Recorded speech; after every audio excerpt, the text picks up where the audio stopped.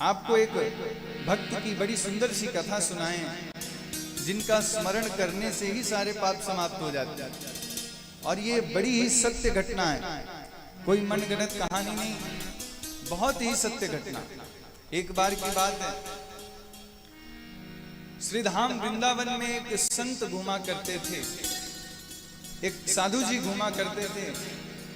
उन्हें कोई भी संत जी, महात्मा जी या बाबा जी नहीं बोलता था, उन्हें सब जज साहब बोला करते थे। उन्हें लोग जज साहब कहा करते थे। किसी ने पूछा कि महाराज इन्हें लोग जज साहब क्यों कहते हैं, इन्हें जज साहब की उपाधि क्यों मिल रही है, ये तो महात्मा वेश में घूमने वाले, विचरण करने वाले कोई संत दिखाई पड़ते हैं। तो बंधुओं, बड़े भाव से उनकी सुंदर कथा सुनाते हैं। ये पहले जज ही थे, ये पहले जज ही थे। एक बार की घटना है, दक्षिण प्रांत में कस्बा नुमा नामक शहर में ये जज पद पे थे। और उसी गांव में एक भोला नाम का केवट रहता था। वो इतना सरल था, इतना सहज था कि उससे कोई कुछ भी पूछे, भोला ये बात कैसी है, तो वो बस एक ही शब्द कहता, रघुनाथ जी जाने, मैं तो कुछ नहीं जानता, मुझे कुछ नहीं पता। इतना सरल, इतना सहज। कोई पूछता कि केवट देखो वो कौन जा रहा है, तो वो कहता कि मैं तो कुछ नहीं जानता, रघुनाथ जी जानता। इतना सरल। केवट के दो बालक, एक बेटी। उसने सोचा कि चलो अब समय नजदीक आ गया है, चलते हैं, बेटी का विवाह कर देंगे। बेचारा बहुत ही निर्धन व्यक्ति था, उसके पास धन ज्यादा नहीं था। अपने बेटों को बुलाया, अपने बेटों को बुला करके आदेश दिया कि मैं गांव के साहूकार सेठ जी से कुछ धन उधार ले लेता हूं। तो बेटों ने कहा ठीक है पिताजी आप ले लो, और समय आएगा तो हम सभी लोग जब शहर जाएंगे, कमाई करेंगे, तो लाख करके उन्हें उनका धन लौटा देंगे। केवट गया, सेठ जी से पैसे उधार लिए, और सेठ जी बड़े भाव के साथ उस समय पैसे दे दिए। भोला आया, भोला आकर के बड़ी ही प्रेम और सुमन के साथ, बड़ी श्रद्धा के साथ घर परिवार को त्याग दिया। और घर परिवार का त्याग करके भोला आकर के बड़े ही प्रेम और भाव के साथ उसी गांव में एक रघुनाथ जी का मंदिर था, उसी गांव में रघुनाथ जी के मंदिर में रहता, और बड़े ही भक्ति भाव के साथ, बड़े ही प्रभु प्रेम के साथ, बड़े ही आनंद हर्षोल्लास के साथ अपने जीवन को जीता। उसके जीवन का कोई दूसरा लक्ष्य नहीं था, उसके जीवन का कोई दूसरा उद्देश्य नहीं था, केवल रघुनाथ जी के मंदिर में रहता और जो भी प्रसाद मिलता उसे ग्रहण कर लेता, घर परिवार को सब कुछ त्याग दिया। मन में बस यही विचार करता, सिर पर सीताराम फिकर फिर क्या करना, सिर पर सीताराम फिकर फिर क्या करना, सिर पर सीताराम फिकर फिर क्या करना, सिर पर सीताराम फिकर फिर क्या करना, वो फिकर फिर क्या करना, फिकर फिर क्या करना, फिकर फिर क्या करना।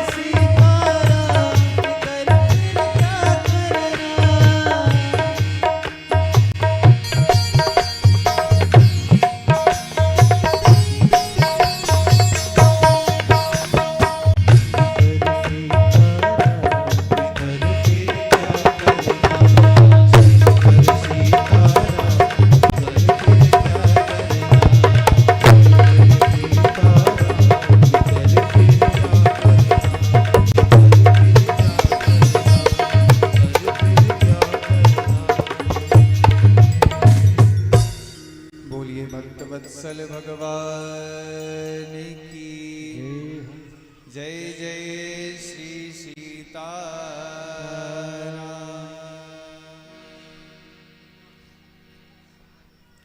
बोला बड़े ही भाव के साथ रहता, जीवन में कोई भी परेशानी ना आवे, इसीलिए बड़ी प्रेम और सहजता के साथ रघुनाथ जी के मंदिर में जाकर के रहने लगा और बड़े भाव से रहता, बड़े भाव से जीता।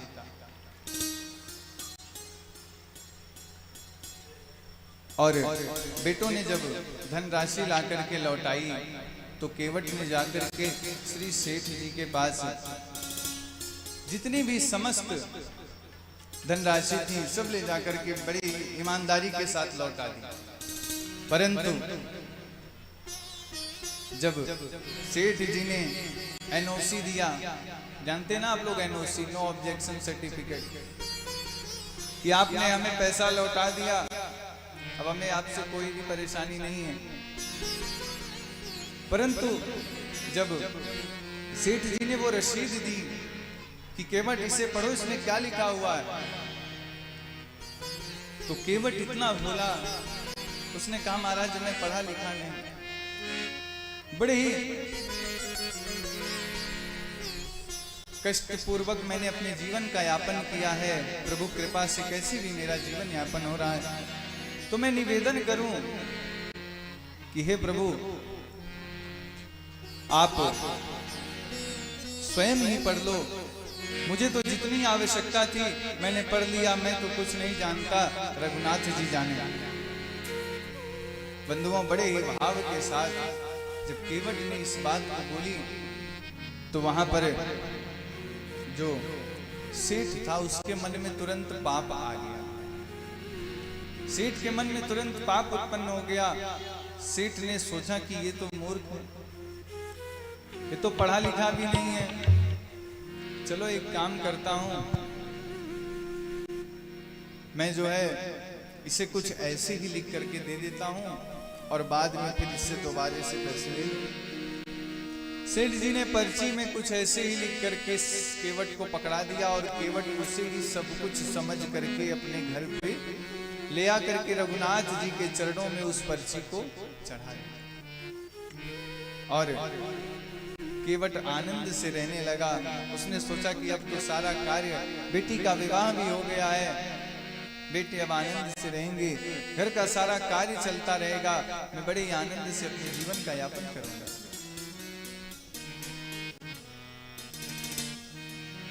और सेठ जी ने क्या किया कि सेठ जी ने जाकर के केवट के खिलाफ मुकदमा कर दिया कि इसने हमारा पैसा नहीं लौटाया।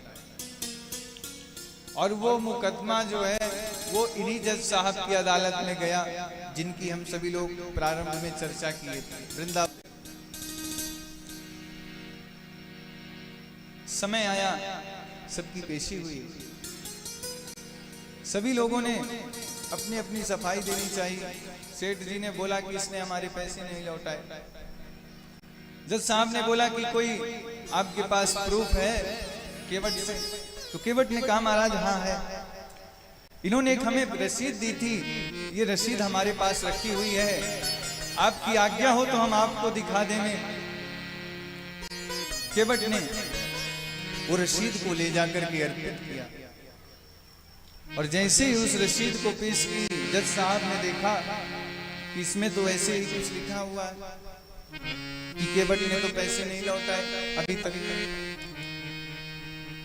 जज साहब बोले कि इससे तो सिद्ध नहीं होता कि आपने धनराशि हमें लौटा दी है।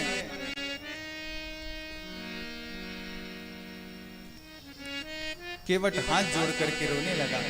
केवट कहने लगा माई बाप, मैं ही इसे अपना सब कुछ मान करके बैठ गया था, अपना सब कुछ समझ करके इसे बैठ गया था, मुझे तो कुछ नहीं पता, मैं तो रघुनाथ जी के भरोसे रहता हूं।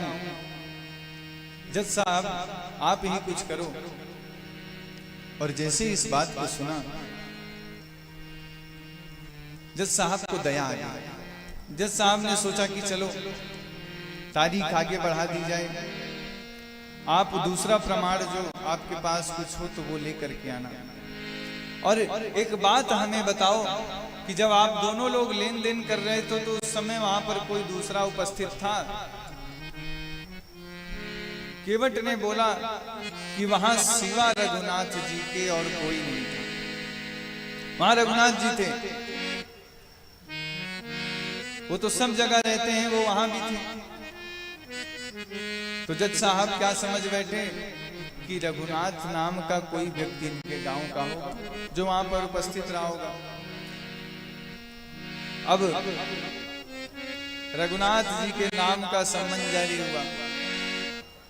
चपरासी लेकर के संबंध गांव गांव में घूमे, रघुनाथ जी नाम का पर कोई व्यक्ति ही ना मिला। कोई हो तब तो मिले। चपरासी बड़ा परेशान, उसने सोचा कि महाराज कुछ तो पता चले।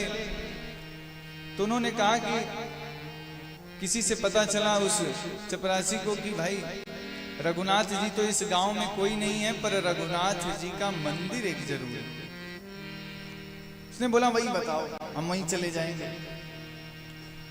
गए, बड़े ही विनम्र भाव से उसको अर्पित किया गया।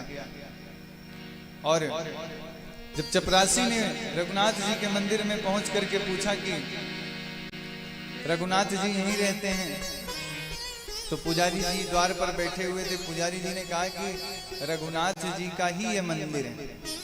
हाँ, रघुनाथ जी रहते तो हैं, बताओ काम क्या है आपको? तो चपरासी समझ बैठा कि ये पुजारी जी ही रघुनाथ जी हैं। अच्छा, आप यहाँ पे साइन कर दो और ये लेटर ले लो। लेटर लिए, साइन किए। पुजारी जी ने जब उस पत्र को खोल करके पढ़ा तो पुजारी जी दर्शन करते हैं कि हे प्रभु, धन्य है आपकी लीला। आपके लिए बाजूबंद आए, पोशाक आई, मुकुट आया, कुंडल आया, पीताम्बर आया, भक्तों के द्वारा अनेकानेक प्रसाद आए। परंतु धन्य है आपकी लीला कि पहली बार आपके लिए सम्मन आया। और जब पूरे सम्मन को पढ़ा तो देखते हैं ये तो केवट का मामला। और बड़े ही हर्षोल्लास के साथ पुजारी जी ने बोले कि प्रभु आप जाइएगा जरूर, क्योंकि आपके सिवा इस जगत में उस केवट का दूसरा और कोई भी नहीं है। उस केवट का दूसरा इस संसार में कोई दूसरा नहीं। आप जाना जरूर प्रभु। पुजारी जी के नेत्र सजल हो गए। तारीख नजदीक आई। उस दिन पुजारी जी प्रातः काल जल्दी उठ गए और उठ करके भगवान को कुछ नैवेद्य भोग लगाया कि भगवान कुछ पा लेंगे। और पुजारी जी के मन में ये भाव था कि आज हमारे प्रभु को बाहर जाना है। तो उन्होंने सुंदर सुंदर पोशाक पहनाए, सुंदर मुकुट पहनाया, सुंदर बाजूबंद पहनाए और अनेकानेक प्रकार से सुसज्जित करने लगे। और बड़े भाव के साथ प्रभु का दर्शन करने लगे कि प्रभु आज आप जाना जरूर। अगर आप नहीं गए तो उस केवस की लाज चली जाएगी। प्रभु आप जाना जरूर। हमारे प्रभु मन ही मन मुस्कुराए कि धन्य हमारे भक्तों की लीला। समय नजदीक आया। सेठ और केवट दोनों लोग फिर से कोर्ट में उपस्थित हुए। दोनों को उपस्थित देख करके बड़े ही भाव के साथ जज साहब ने जब प्रश्न किया केवट से कि रघुनाथ जी तुम्हारे कहाँ हैं, तो उन्होंने कहा कि वो तो सब जगह रहते हैं, यहीं कहीं होंगे।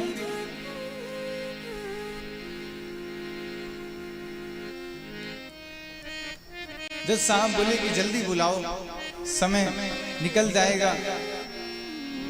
और जैसे ही सब लोग प्रतीक्षा कर रहे थे उसी समय जज साहब ने 3 बार आवाज लगाई, रघुनाथ हाजिर हो, रघुनाथ हाजिर हो, रघुनाथ हाजिर हो। ऐसे 3 बार जो आवाज लगाई है तो क्या देखते हैं, दूर से खड़े हुए एक वयोवृद्ध व्यक्ति ऐसे दूर से ही हाथ दिखाता हुआ, टेढ़ी कमर लिए हुए, सिर में गमछा बांधे हुए, हाथ में एक लाठी लिए हुए चला आ रहा है। रघुनाथ जी पहुंचे। रघुनाथ जी ने बोला कि मैं उस समय उपस्थित था साहब, आप जो कहो हम आपको वो प्रमाण दे दें। जज साहब ने बोला कि इन दोनों के लेन देन के बीच कोई ठोस प्रमाण है?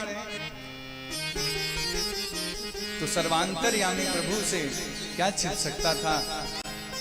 प्रभु ने बोला कि जज साहब, सेठ जी को यहीं पर खड़ा किया जाए और इनके अलमारी में अभी भी इनके रजिस्टर में वो पर्ची सुरक्षित रखी हुई है और जाकर के उसे मंगवाया जाए।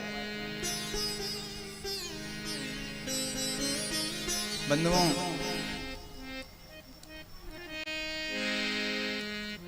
सेवक को भेजा गया। सेवक गया और सेवक ने जाकर के सेठ जी का रजिस्टर खोला, उस पर्ची को निकाला। पर्ची को जज साहब ने पढ़ा। केवट बाइज्जत बरी किया गया, सेठ जी दंडित किए गए।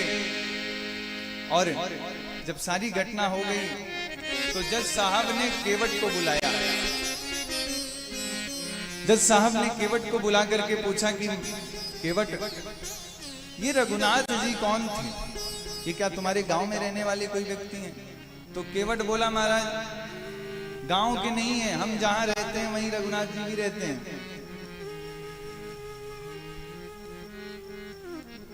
तुम कहां रहते हो?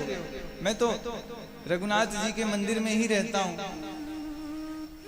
जज साहब ने बोला कि मंदिर इन्होंने बनवाया हो ऐसी इनकी हैसियत नहीं दिख रही थी, और ये मंदिर के महंत हो ऐसे तो लग नहीं रहे थे। तो ये कौन है? आस पड़ोस में रहने वाले हैं। केवट ने उसी समय बोला, महाराज ये वही हैं जिनका मंदिर है। जज साहब ने जैसे इस बात को सुना तो उस समय उनको विश्वास नहीं हुआ। उसी समय चपरासी भागता दौड़ता हुआ आया। उसने कहा, महाराज साहब एक आश्चर्यजनक बात हुई है। उन्होंने बोला, क्या? जिस व्यक्ति ने सिग्नेचर किया था ये वो व्यक्ति नहीं थे। जब पूरी घटना का ज्ञान हुआ जज साहब को, जज साहब ने अपने पद से इस्तीफा दे दिया और रोने लगे। और रोते रोते उनके नेत्र इतने सजल हो गए, इतने भर आए कि कोई पूछता कि क्यों रो रहे हो? जज साहब, आप तो परम सौभाग्यशाली हो कि आपके सामने रघुनाथ जी आकर के दर्शन दे करके आपको चले गए। जज साहब कहें कि बस एक ही बात का दुख है, सुख सारद नारद शेष गणेश के नहीं आन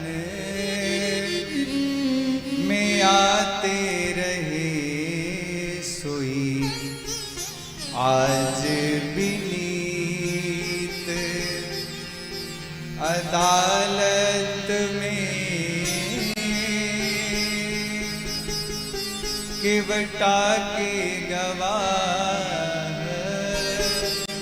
कहाते रहे सोई आज बिनीत।